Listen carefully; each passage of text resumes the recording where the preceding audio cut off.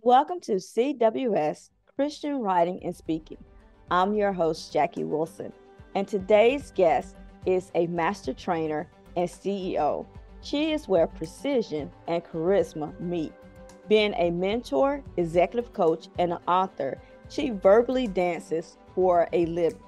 And today we will talk about how better and more effective communication can help you convey the message of God to others. Besides being educationally qualified to share her expertise, she also is the child of missionaries, and she saw how effective communication changed people's lives.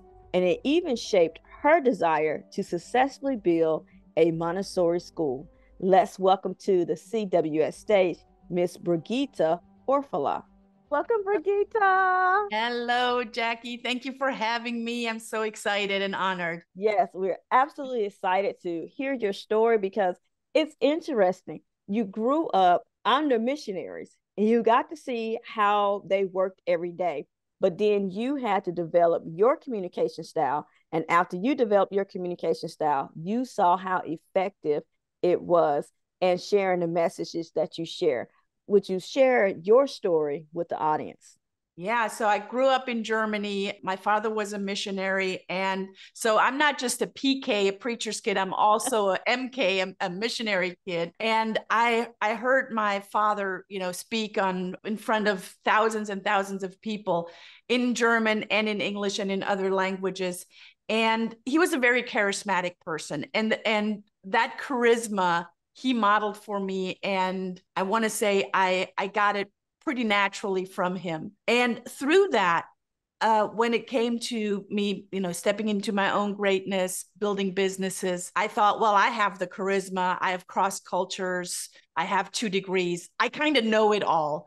And I built my business, a Montessori school, came from Germany to the US with my family. And I noticed that in the beginning, I wasn't getting the results that I desired. And I thought, well, I have all the degrees, I have the charisma, I have the knowledge, I have all of that God gave me and equipped me with. Why am I not getting the results that I desire? And in the beginning, I first pointed fingers outwards. And how often are we quick to point fingers outwards, right? It was a long look in the mirror and a very thorough look in the mirror and a lot of praying and turning inwards and going, well, wait a minute, it's not them. It's actually the common denominator here is me. And how am I not communicating? How am I not building the relationships to actually get the results that I desire? And that's when it all started to shift. That's when it all started to go truly in the direction that I needed it to go, that I wanted it to go. And that took a lot of self-reflection. That took a lot of continuous learning, although I thought I knew it all. And quite honestly, when you say those things, I know that all learning ceases. And that's when I opened up again. So what is it that I don't know yet? What is it that I still need to learn on this journey? And that's when I let go of judgment. That's when I let go of opinions of others. That's when I started really tapping into my own grace with myself and with other people. And I started to learn more about communication methodologies of how can I relate to others? How can I build relationship with others as Jesus did and truly listen to them? And not jump to conclusions just because that's out of my experience, my culture, my upbringing, but relate to them.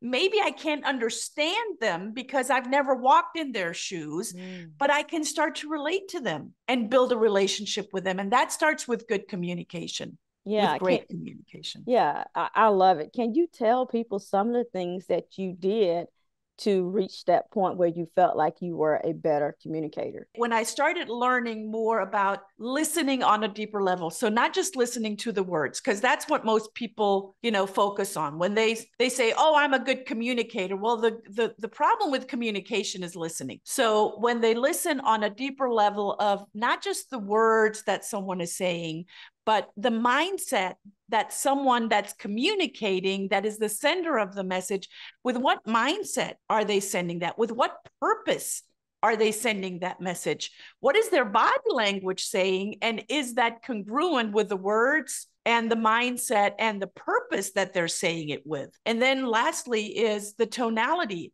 Is that congruent? The way that they're saying it, are they saying, I love you? Or are they saying, I love you? Are they saying, oh, I really care for you? Or are they saying, I care for you? If you would see my body language, it comes with the body language of, I care for you. I lean in, I open up, or I care for you. And it's just kind of, it's incongruent when I say it that way, not just in my tonality, but also in my body language, the mindset of, do I really care for you? I'm just going to say it to go through the motions. And how often do we communicate just to go through the motions? And then we wonder, why are we not able to build a relationship with that person? Why am I not able to get through to that person or be able to assist or help that person or guide that person? Because our communication is out of whack.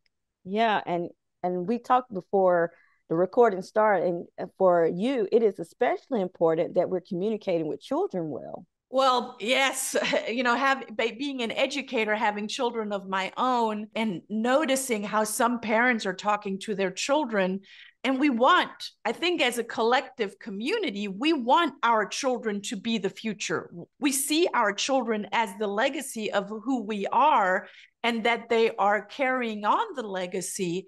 We put a lot of pressure on our children, but it doesn't start with the child being good if I'm modeling something that is not so good.